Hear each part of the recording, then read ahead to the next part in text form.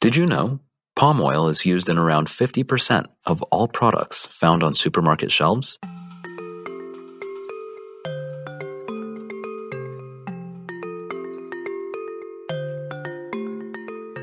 Welcome to Sustainability Matters Today, where you'll learn about the fantastic work people and organizations are doing right now to heal our planet through environmentally friendly products and methodologies. My name is Daniel Hartz, and I speak with amazing champions of sustainability who prove a clean and beautiful future on Earth is possible because green practices oftentimes make financial sense. I aim to uncover the important role money plays in people's decisions to adopt and commit to environmentally friendly practices in order to create a chain reaction of positive change. In each episode, you'll also learn practical steps you can take every day to live a more eco-friendly lifestyle. Let's jump in. In this episode of Sustainability Matters Today, I interview Inke Van Der Sluijs, Head of European Operations at the Roundtable on Sustainable Palm Oil, aka the RSPO, and champion of sustainable palm oil. Established in 2004, the Roundtable on Sustainable Palm Oil is the leading certifying body that demonstrates palm oil is produced with the environment and society in mind. The RSPO has more than 4,000 members worldwide who represent all links along the palm oil supply chain. They've committed to produce, source, and/or use sustainable palm oil certified by the RSPO. Please make sure to subscribe to the Sustainability Matters Today podcast to learn more about other champions of sustainability like Inke. I hope you enjoyed the episode. I'm here with Inke Van Der Sluijs, Head of European Operations for the Roundtable on Sustainable Palm Oil. Thank you for joining me, Inke. Great to have you on the show. Thank you. It's a pleasure to be here. I'd love to start with your background before we jump into what the RSPO does. So how did you get started in sustainability? I've always been interested in nature and conservation. So I did my bachelor's degree in environmental sciences. And then after that, I did a master and my PhD in biology. And I was very interested in how evolution takes place, but also how humans have an impact on the environment. So that led to eventually this wonderful position in the RSPO. Great. Lots of fun to start seeing how humans are actually a part of the ecosystem and they're related to everything. We're not our own kind of category that's outside of things. Moving on to the goal of the Roundtable of Sustainable Palm Oil, it's really to transform the markets to make sustainable palm oil the norm. I'd love to hear a bit of background and history about the RSPO and really what the organization does on a day-to-day basis. Okay, so we were founded in 2004. And since then, we aim to bring together all stakeholders in the supply chain and work to a common set of criteria to reach 100% of sustainable palm oil. Great. And so the term roundtable kind of reminds me of King Arthur. So you mentioned that you bring all stakeholders to the table. And is that why that word was chosen? Because you have everyone who's involved in the palm oil industry, they're all there represented? Yeah, exactly. So what it means is that we all have an equal say in this organization. So when we develop new strategies to make this sector sustainable, we talk with everyone involved. And I think that makes the Roundtable unique and also very effective, slow at times, because you have to have consensus of all the stakeholder groups. But at the same time, if it's a strategy that is supported by everyone, the implementation will be more successful. And so there are 7 sectors, as the RSPO calls it, that are represented. What are those sectors? And I mean, you mentioned that it's important to have them all there, but why exactly is it important that they're all represented? Indeed. So the 7 sectors one are the growers. Second group is processors and traders. Then we have the consumer goods manufacturers, the retailers, banks and investors, social NGOs, and environmental NGOs. Mm-hmm. So it's very important that we all sit together because we can come up with something that we want the growers to implement, for example, the growers don't agree, it's hard to make sector transformation happen. Right. Are any one of those sectors more important than another one? So in the board and the working groups, they have an equal vote. Right, so right. That's why there are 7. They all have the equal vote, and they together define what they think is sustainable palm oil, and that changes every 5 years. We review our standard for growers, and there has to be consensus on the changes.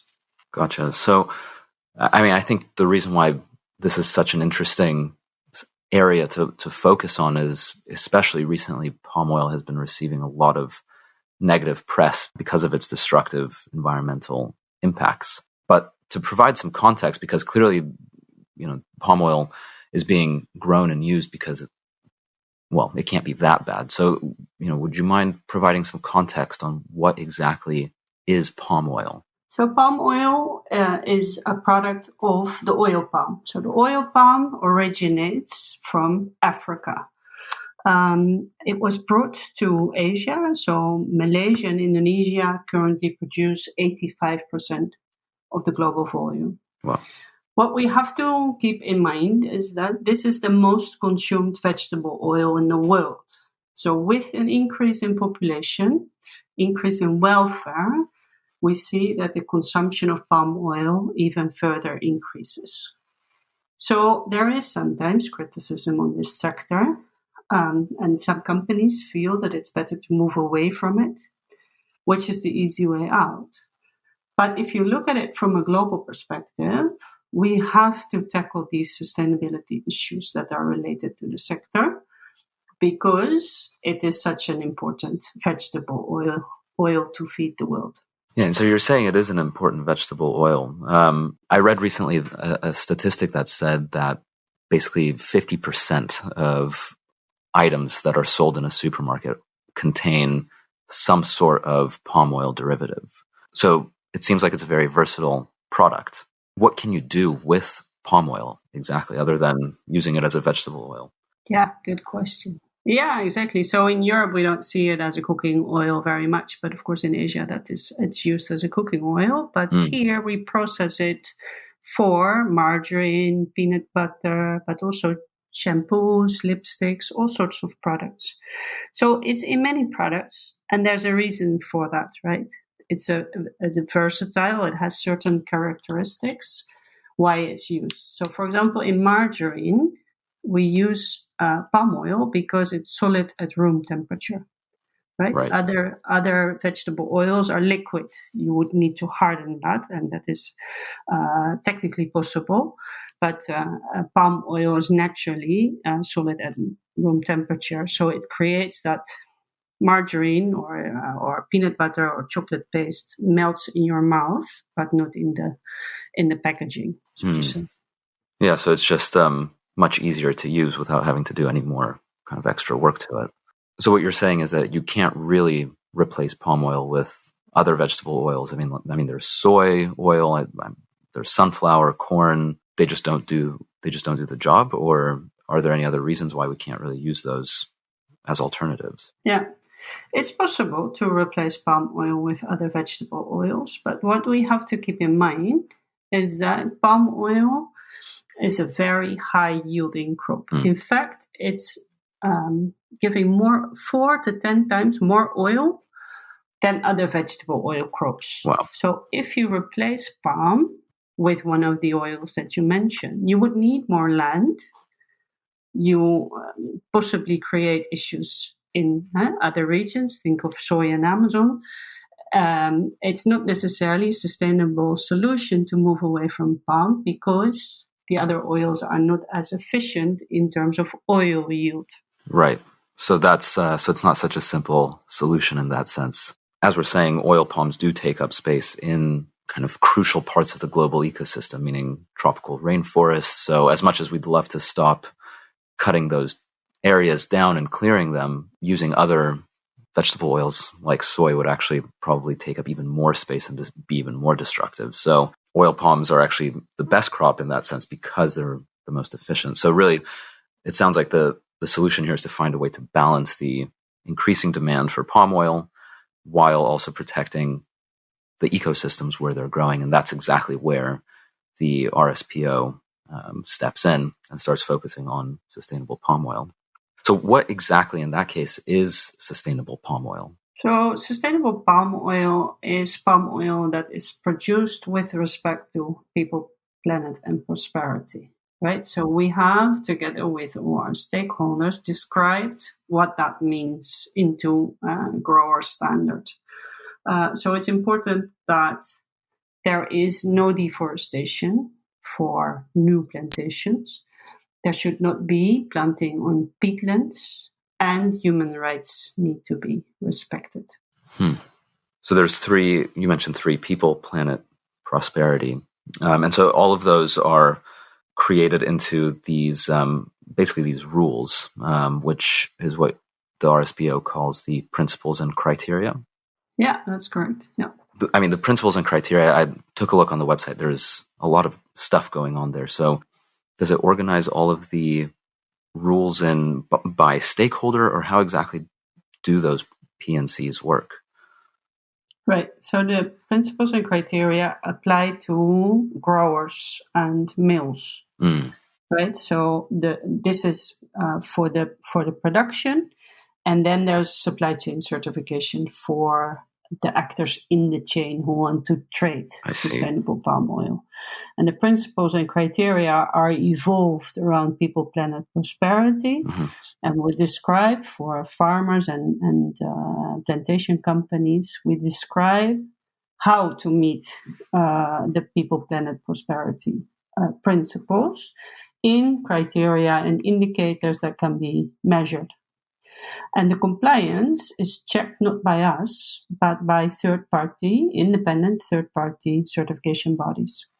Very interesting. So there's actually two forms of kind of criteria. There's principles and criteria, which are for growers and mills. That mills are the ones that process the fruits. Yes. The fruits, yeah. And then you have a whole separate set of criteria, which is specifically for people in the supply chain. Exactly. Yeah.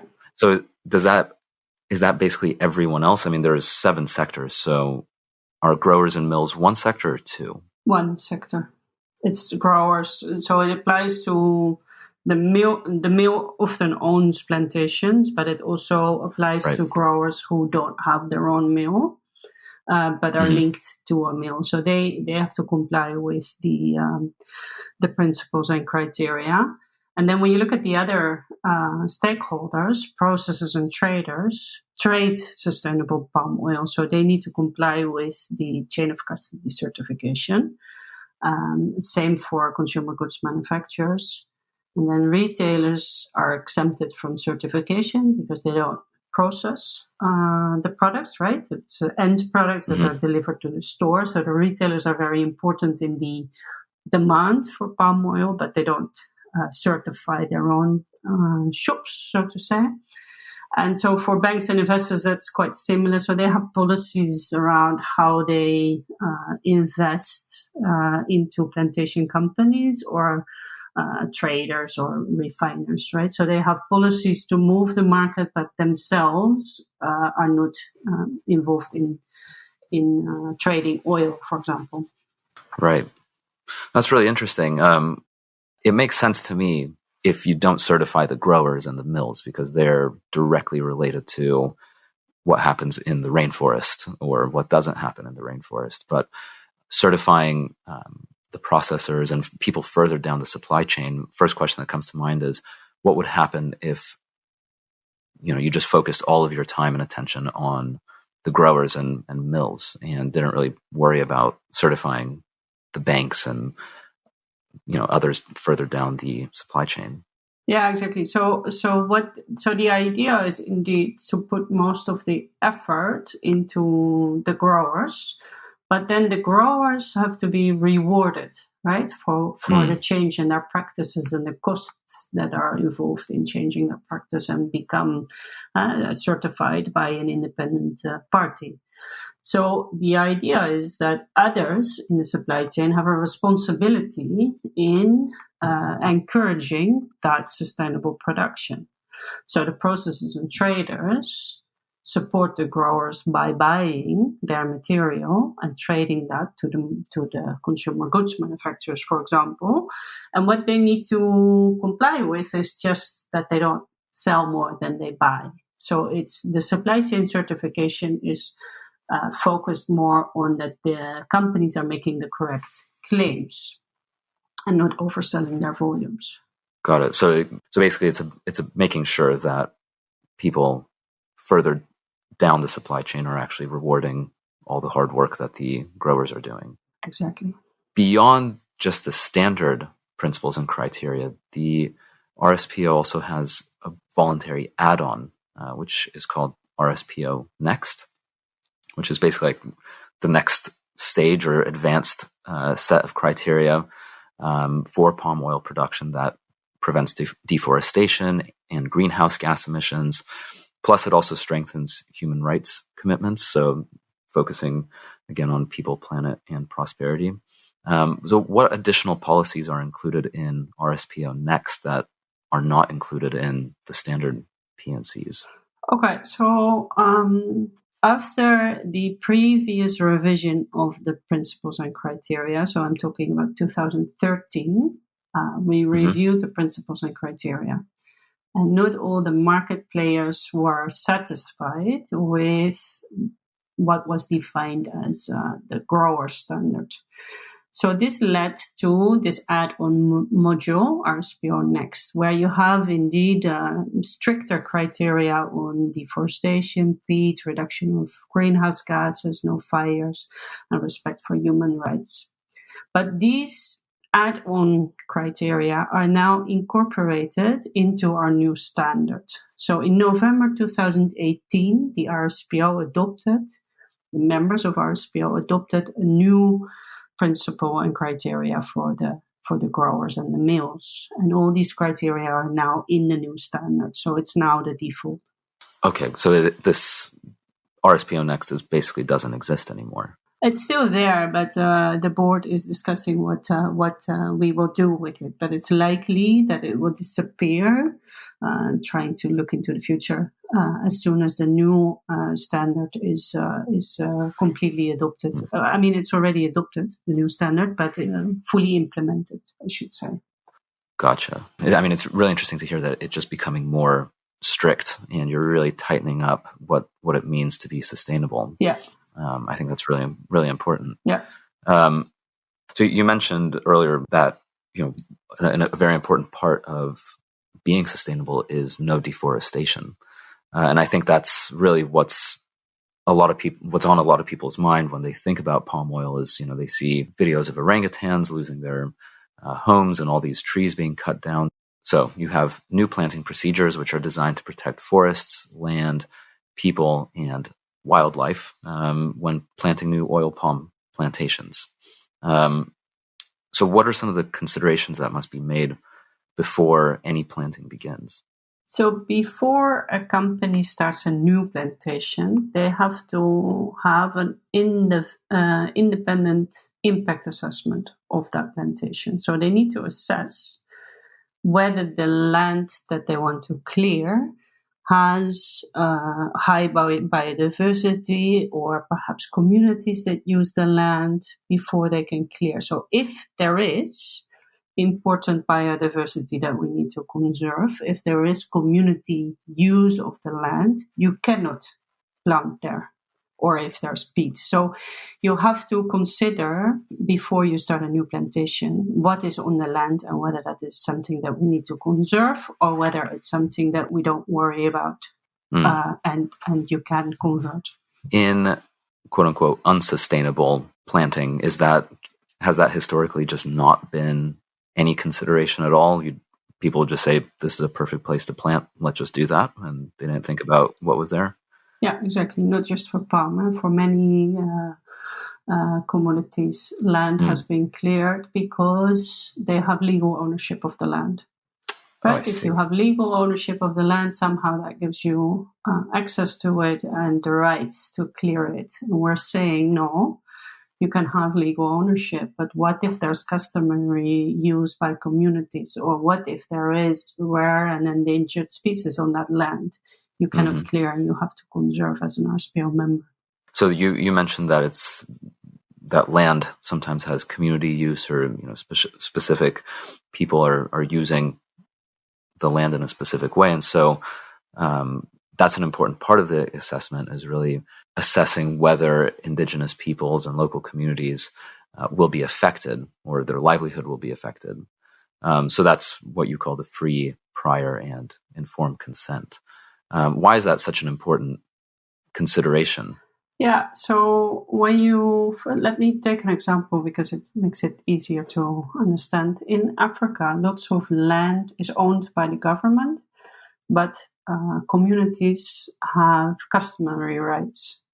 So in the past, you would see that companies buy legally, they buy land from the government and think that since they are the owner of the land, they can clear it. But then there were conflicts with the local communities because they may have been farming there forever, or they lived off the forest.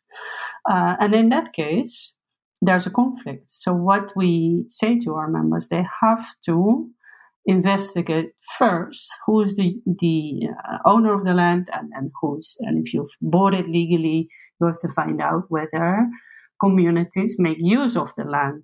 And if they do, you have to enter this process to talk with them and say, okay, I'm now the owner. Are you using this land?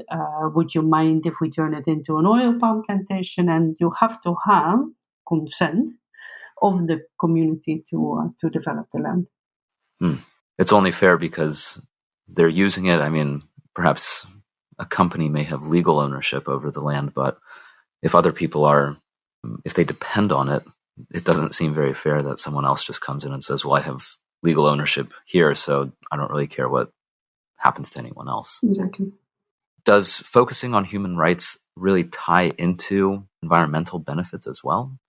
Or are they kind of two separate categories?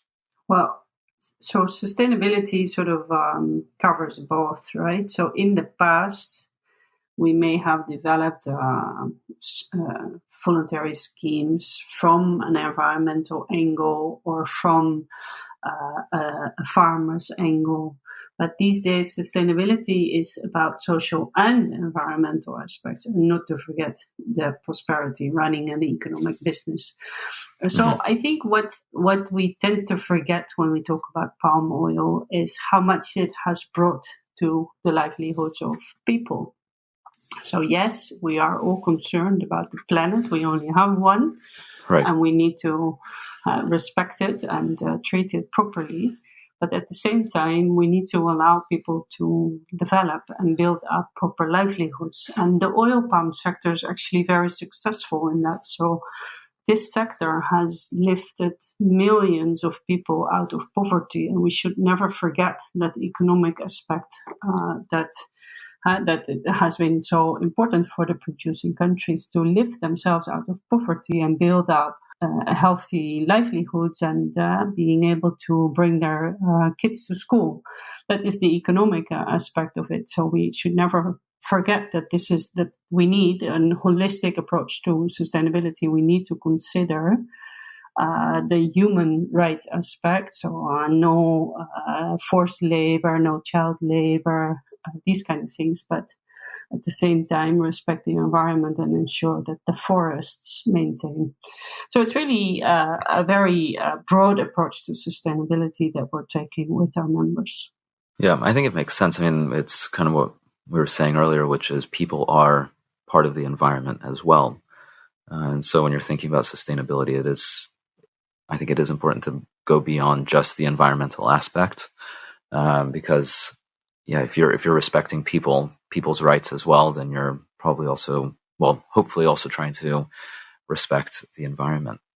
Going back to one of the things that you mentioned about how where you can and cannot plant, you mentioned something about peat, and specifically, you can't really plant on peat or peatland. So what exactly is peatland? Why is that an important thing to protect?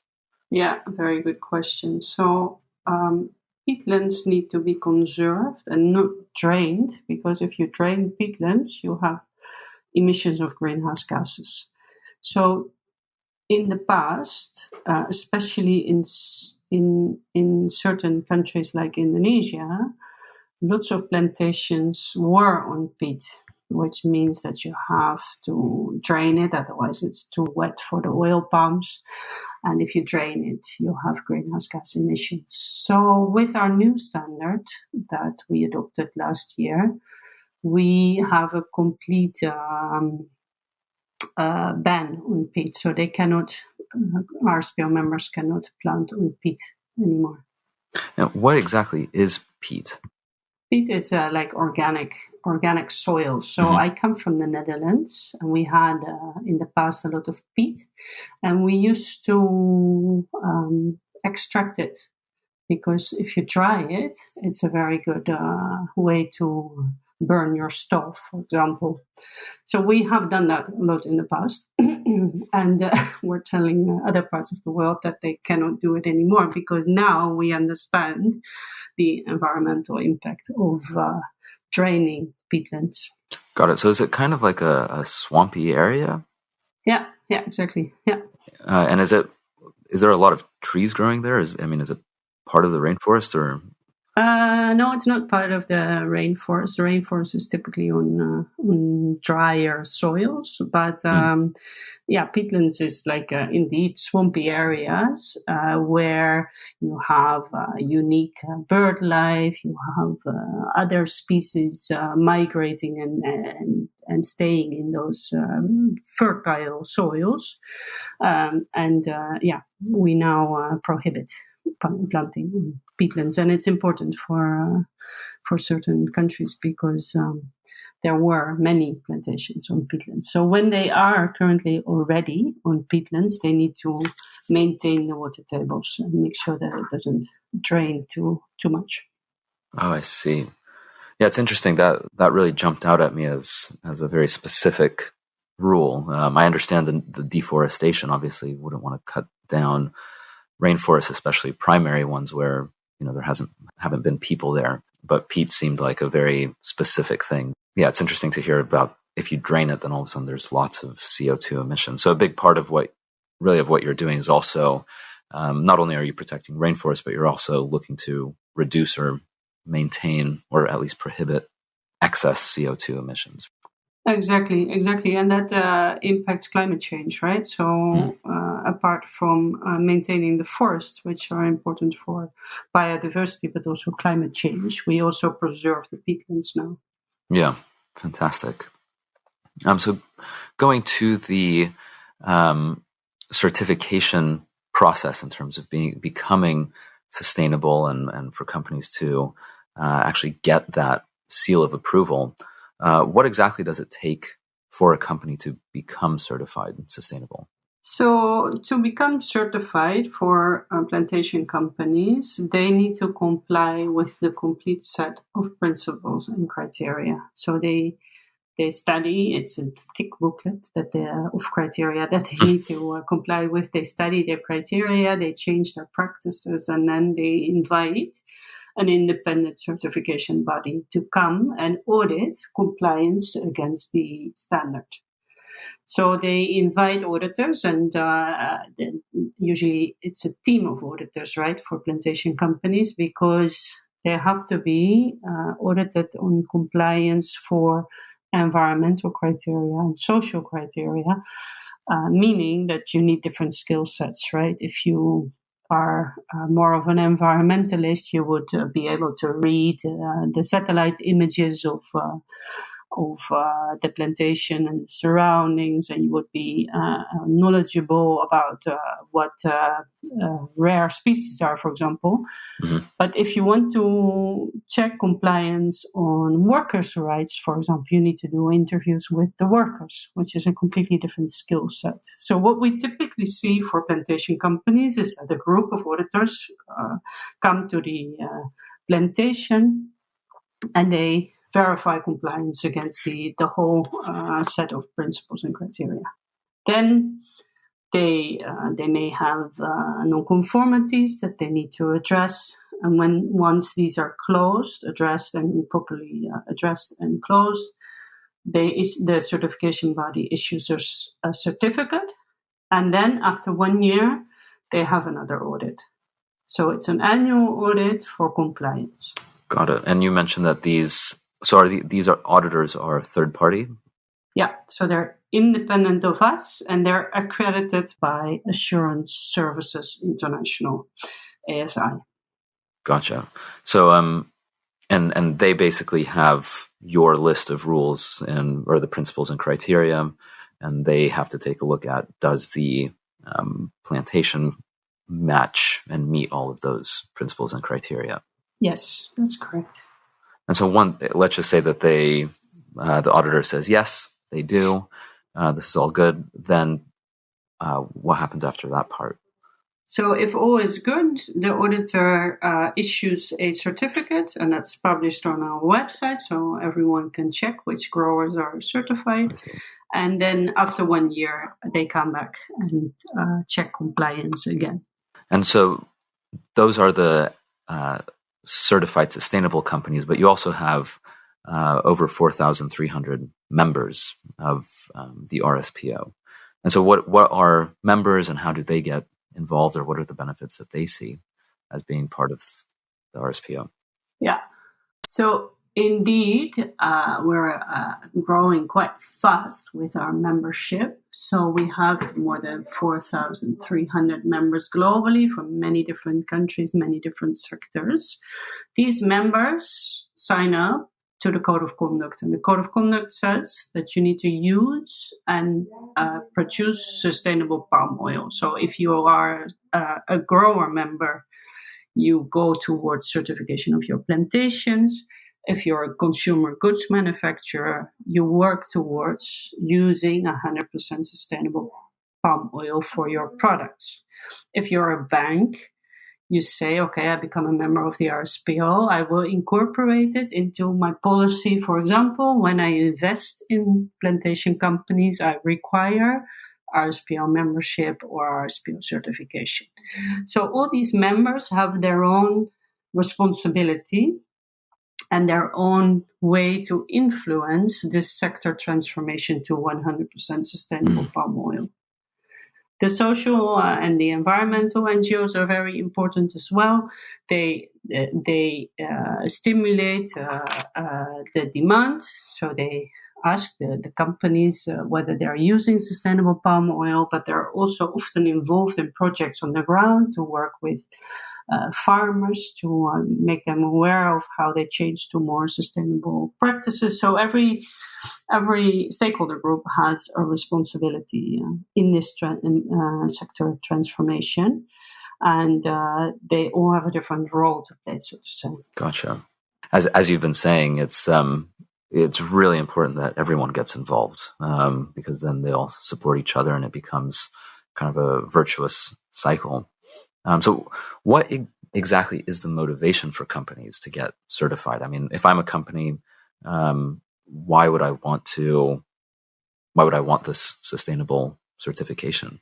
So for plantation companies, it becomes access to market, right? So if plantation companies want to supply to the European market or the American market, this is what the market will ask for.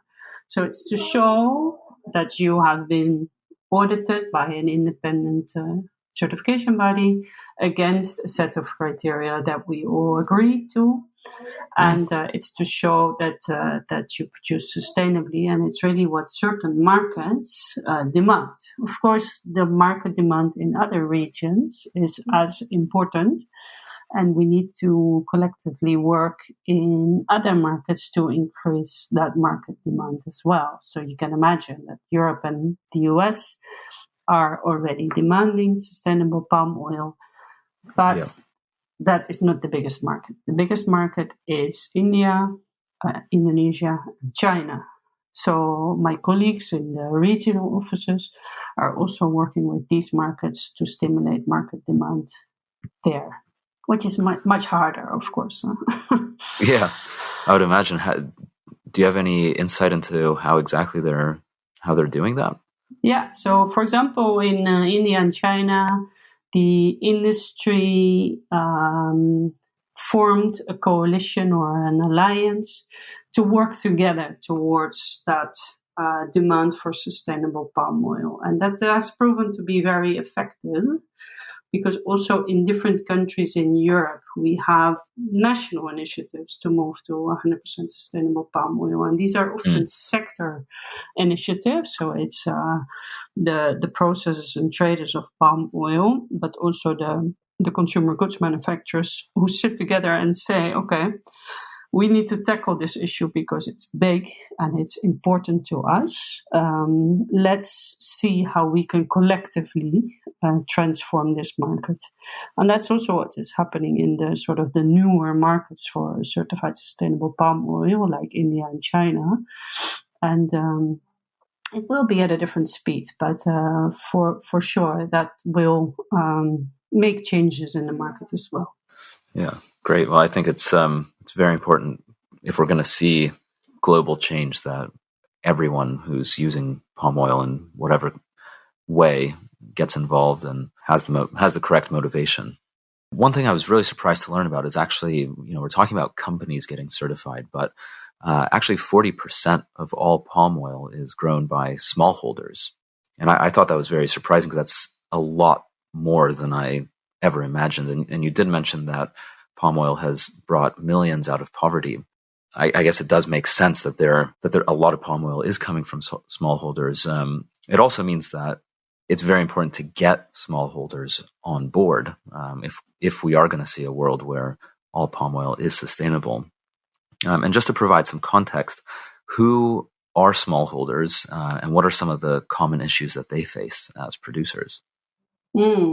So indeed, 40% of the land that is under production for oil palm is owned by smallholders. So this means that we have a huge challenge because in principle, smallholders don't have the same access to knowledge and resources as bigger companies, right? Right. So we have a unique rule in RSPO where we say that mills are responsible for their contracted smallholders, or also called schemed smallholders. So the smallholders that are contracted by mills should be brought to sustainable production within a set time frame. This is different for independent smallholders. So independent smallholders are not contracted by mills, and they have a choice where they want to bring their fresh fruit bunches to, one or the other mill. So these independent smallholders are more difficult to reach, and we need to educate them how they can produce sustainable, but also how they achieve RSPO certification. So this year we're implementing our smallholder strategy, and that also means that we will have a separate standard for independent smallholders, where we allow a step-by-step approach to certification. And this document is not finalized yet. Our members will vote in November whether they agree to this new approach. And hopefully they will adopt it, because it is a way to support independent smallholders in the steps towards full compliance. So yeah, smallholders as a person, basically the definition of a smallholder is they have to have less than 50 hectares of land. And another big part is that the family provides all of the, or most of the labor. And then also the palm oil the oil palms rather, are the primary source of income. Yeah, exactly. That's correct. So their challenge is to prove that they legally own the land, that is a challenge that seems like admin here in the Netherlands and perhaps where you are in the UK. Yeah. In producing countries, it is a struggle to get the land titles in certain countries. So they have to prove that they exist on a legal plantation. You mentioned the family labor. That is, of course, perfectly accepted in farms here because we all have a right to education. And then if we help our father at the farm in the evening, that's not an issue. But we have to ensure that is the case in smallholders as well. So the children need to have education, and then there's limited ways that they can work at the plantation. It has to be always safe and not physically too heavy. So these are challenges for smallholders because they depend often on family labor. And then other things that are challenging to them is have access to the methodologies that independent assessors use to assess whether you can clear land, right? So we talked earlier about before you start a plantation, you need to ensure that you don't have rare and endangered species on the land, for example. It costs a lot of money to have this assessment done by independent parties. So smallholders struggle with that, and there are different models needed to support smallholders in ensuring that they are fully compliant with our principles and criteria. Yeah, that sounds challenging. It does not. It certainly is. Especially considering that there's millions of them. Exactly. Yeah. I mean, what happens if I'm a smallholder and I'm able to prove that I own, a small plot of land? It's definitely mine. My family is working on it, and I'm passing all of those criteria. Everything looks good, but then it turns out that my plot of land is right in the middle of, a very important part of an ecosystem for an endangered animal.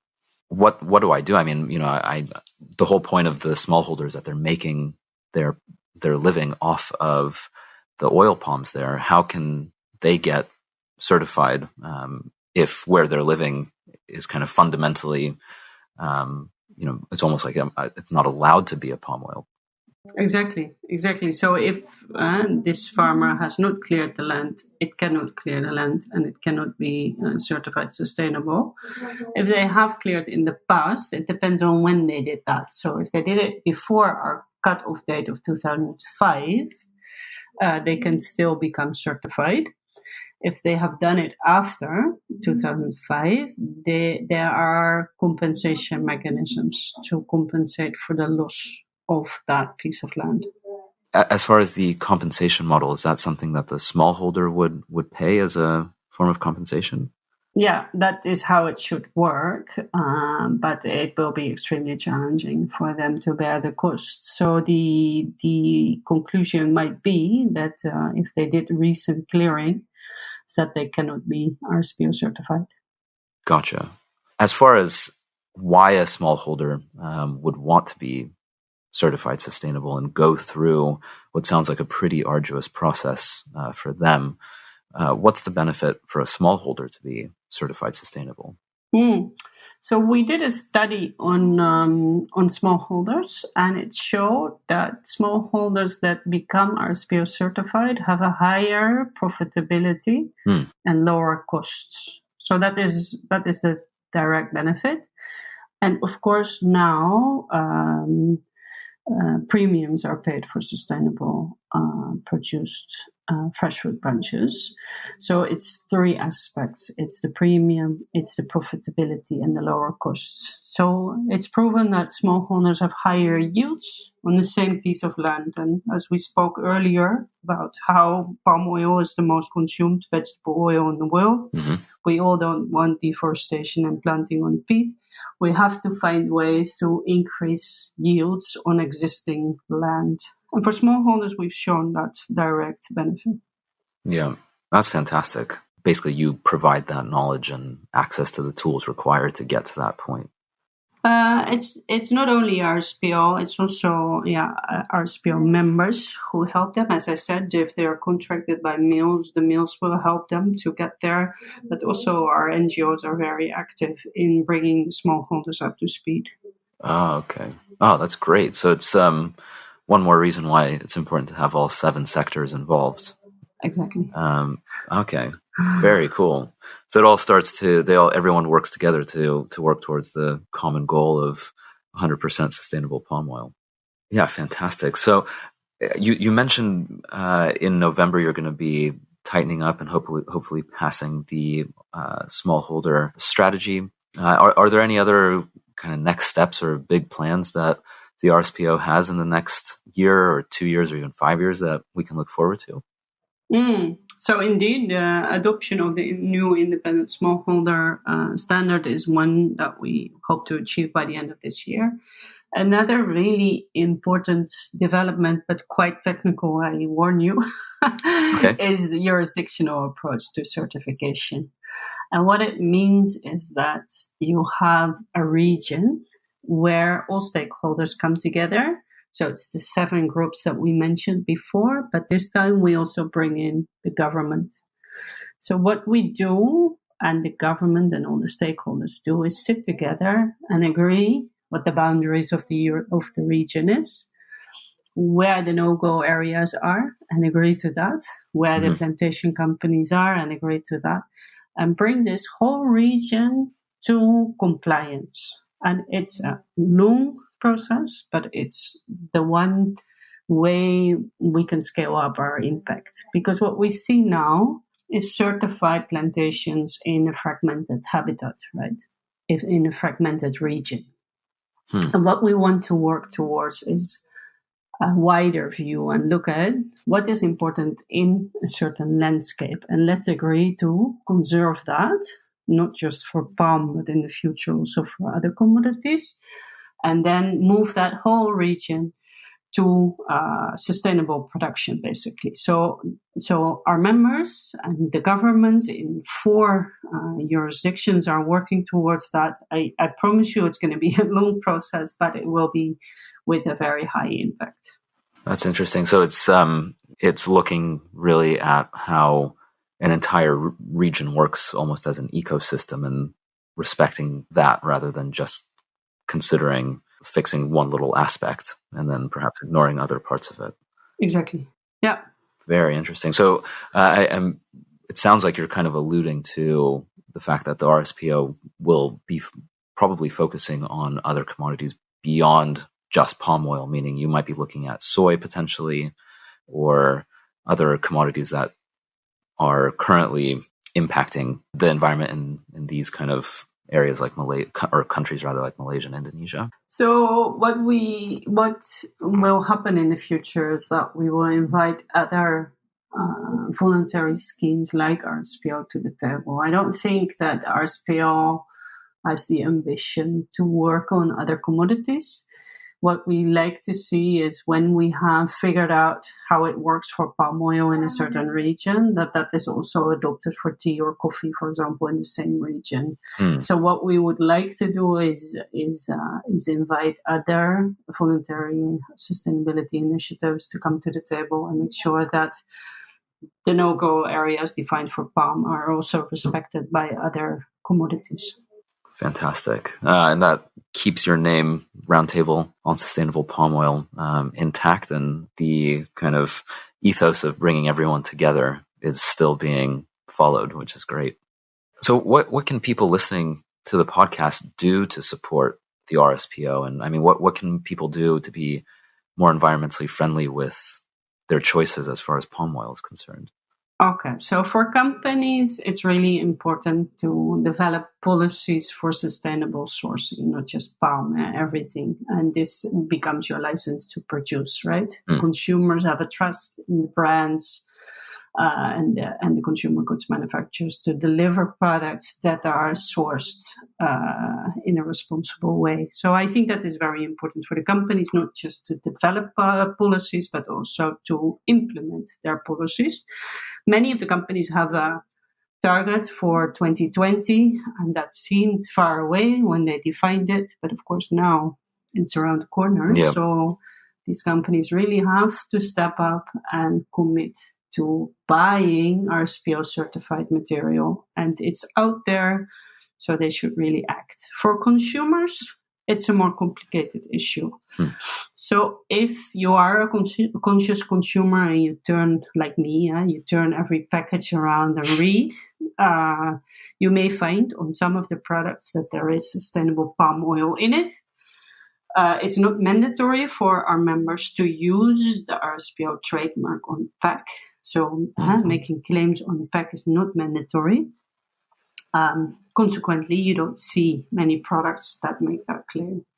So what you can do as a consumer is check the brands, whether they have sustainable sourcing policies. Interesting. And also as a consumer, ask on platforms like Twitter, ask your favorite brand whether they use sustainable palm oil. Please don't ask them whether they are using palm oil and whether they cannot do without palm oil, because we have just explained palm oil is a very efficient crop. Palm oil is used for certain reasons, and especially in our markets, we need to drive that demand for sustainable palm oil. So it's important to call out to the companies to use sustainable palm oil. It's available in the market and they should simply buy it.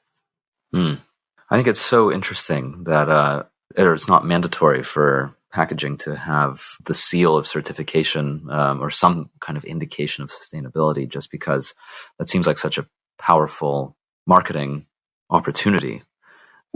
Especially considering, as you mentioned, that in the US and Europe, there's such a big demand for it.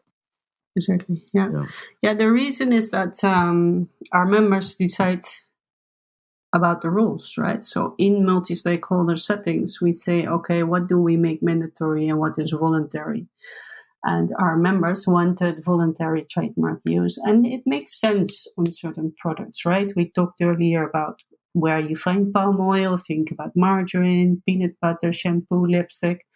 Palm oil is in there, but it may be 1% or 5% or 20%, right? It's not the main ingredient. So what does it mean if you claim that there is sustainable palm oil? What does it say about the other ingredients?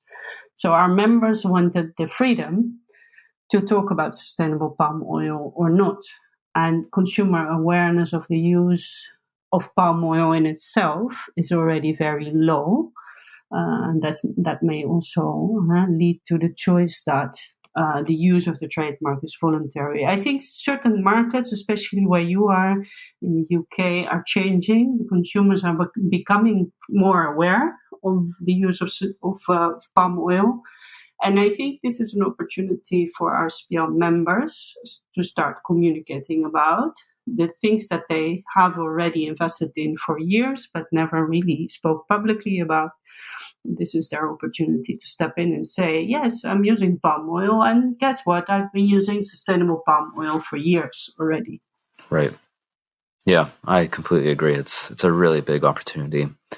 And yeah, Inke, as we start to wrap up here in the last minute or so where can people find more information about the Roundtable on sustainable palm oil and really learn about the work that you're doing? So we have a website, rspo.org. Also, we're more active on LinkedIn. Me, myself, I'm more active on LinkedIn, not so much on Twitter, but our colleagues are. So we're on Twitter and Facebook. If you just Google RSPO, you get a lot of information. So I think there's lots of information out there, but if people have additional questions, please find me on LinkedIn and ask the questions there. It's always welcome. Excellent. Well, hopefully this will start a dialogue and people will become a bit more aware of their purchasing habits, both on a corporate and on a personal level. So, Inke, thank you so much for your time. Really enjoyed the conversation. Thank you, Daniel. It was a pleasure. Thank you very much for listening to this episode. If you'd like to learn more about Inke and RSPO, visit their website at rspo.org or like their Facebook page at rspo.org. You can also follow them on Twitter for fascinating facts at RSPO Tweets. If you enjoyed this conversation, please subscribe to the podcast to be the first to know about new episodes. We're on Spotify, the Apple Podcast app, Stitcher, and really anywhere else where you can listen to podcasts. And let us know you listened to this episode on Instagram. Tag us at Sustainability Matters Today. We'd love to hear from you. Thanks and talk to you soon.